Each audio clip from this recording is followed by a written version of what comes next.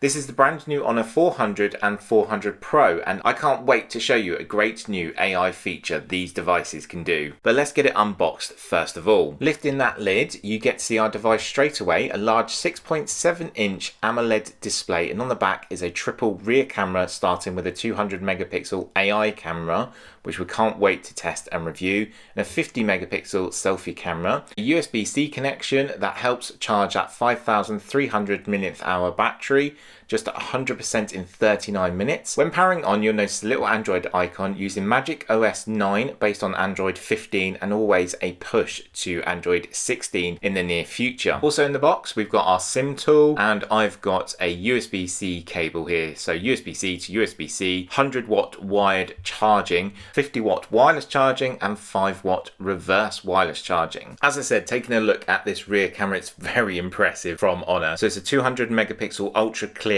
AI sensor, 50 megapixel AI telephoto lens with 6 times optical zoom, 12 megapixel 112 degree ultra wide sensor, and on the front you actually have a dual 50 megapixel with 2 megapixel depth sensor there for taking all of your selfies. 4K video recording. Make sure to check out my review on both devices, so hit that subscribe and ring that notification bell to be updated. With the Honor 400 Pro, we have a 6.7-inch AMOLED display with a resolution of 1280 by 2800 and over 1 billion colors. When it comes to power and performance, we have the Qualcomm Snapdragon 8 Gen 3, 4 nanometer chipset, and also a GPU from Adreno 750. Of course, this depends on the model you get, either the 400 or the 400 Pro. I'm sharing so much more in my review. As I said, Android 15, then overlaid with Magic OS from Honor, and that is where the fun begins with AI. As I promised at the beginning of this video, there is one key new feature that I love to use and want to share. Partnered with Google